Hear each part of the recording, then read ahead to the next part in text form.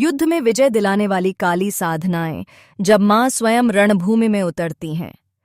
जय मां काली भारत के इतिहास में युद्ध केवल तलवार और सेना से नहीं जीते गए। अनेक युद्ध ऐसे थे जहां विजय का निर्णय रणभूमि से पहले साधना कक्ष में हो चुका होता था। उन साधनाओं की अधिष्ठात्री थीं मां काली। राजाओं का विश्वास था कि यदि मां काली प्रसन्न हो तो हार भी विजय में बदल जाती है। इसलिए युद्ध से पहले शस्त्रों से अधिक महत्व साधना को दिया जाता था।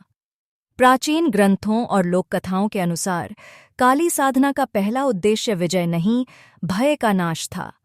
राजा और योद्धा सबसे पहले अपने मन के डर, संशय और मृत्यु भय को समाप्त करने की साधना करते। कहा जाता है कि जो योद्धा मां काली के ध्यान में स्थिर हो जाता, उसके लिए रणभूमि भी साधना स्थल बन जाती थी।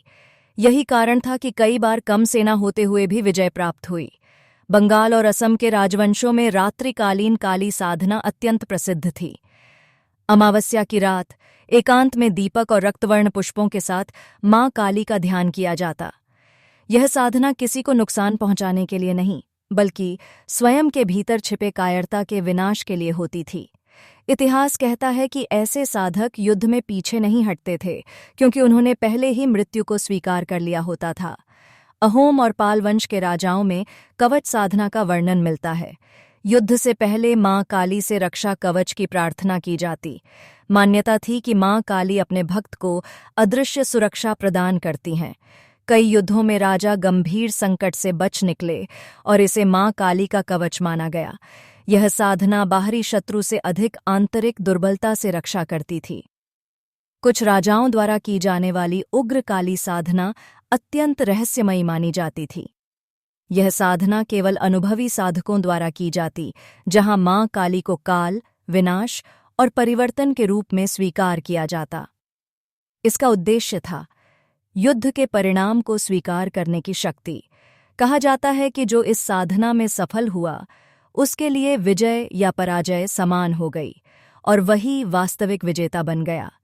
इतिहास यह भी बताता है कि मां काली की साधना के बाद राजा युद्ध को धर्म के रूप में देखने लगते थे, अहंकार के रूप में नहीं।